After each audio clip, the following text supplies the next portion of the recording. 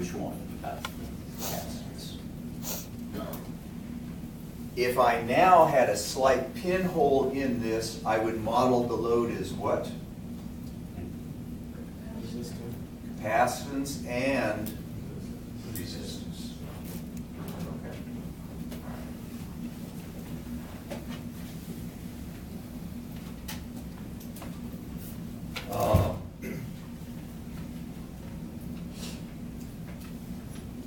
Just again to kind of tie back to the physical attributes of our gates here.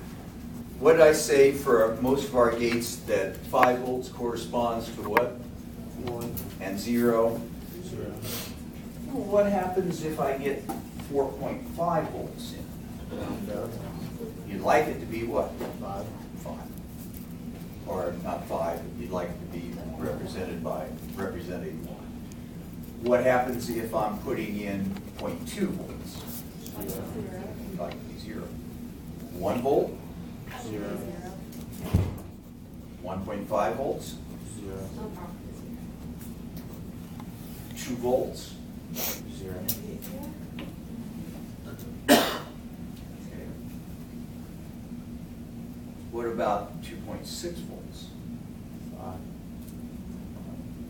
You understand that we would like to have 2.5 is no man's land, but anything above 2.5 we would really like to be a logic level 1. Anything below 2.5 we'd like to be logic level 0. So in our representation here, so this is Vn, and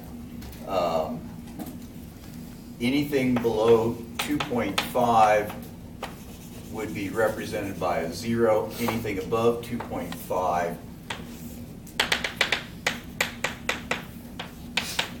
you would like it to be represented by a logic level 1.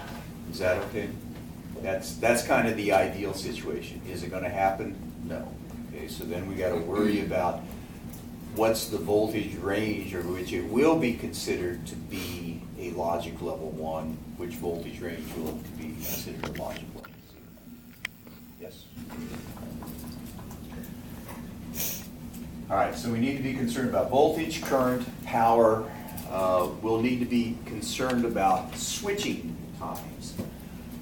Over here, okay, I got this balloon here. If I were to put a logic, if I were to put in exactly, so instantaneously, I'm going, this is PSI, this is time. I'm going from 0 PSI and I jump to 4 PSI, being instantaneously. What's going to happen on my output over here? There's going to be some flow. Yeah, but I'm talking about initially what's my PSI? What kind of a gate is this? An AND gate. Okay, and I'm taking both the inputs, tying them together, so it's okay. And I'm hitting it with this signal here. So if I got 0 into both the inputs, what's the output going to be? 0. 0. And so my balloon is what? Deflated. Uninflated. I now hit it with a logic level 1, 4 PSI. What's going to happen? It's going to inflate instantaneously. You can't blow up a balloon instantaneously, right? So it's going to do what as a function of time? So the output is going to do what? How do you suppose it's going to go up? Very good.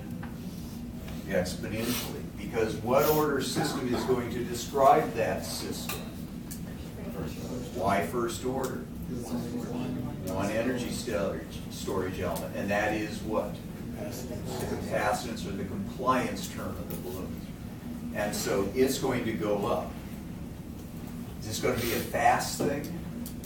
Yes. Well,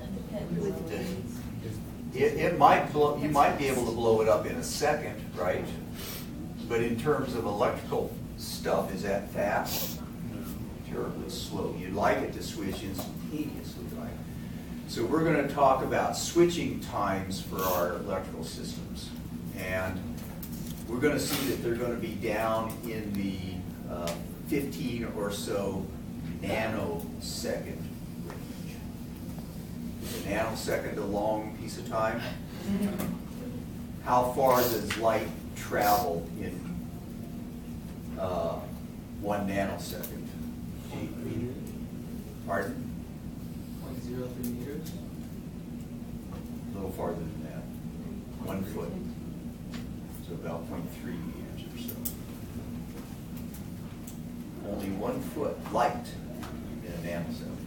So switching in the nanosecond range is pretty fast.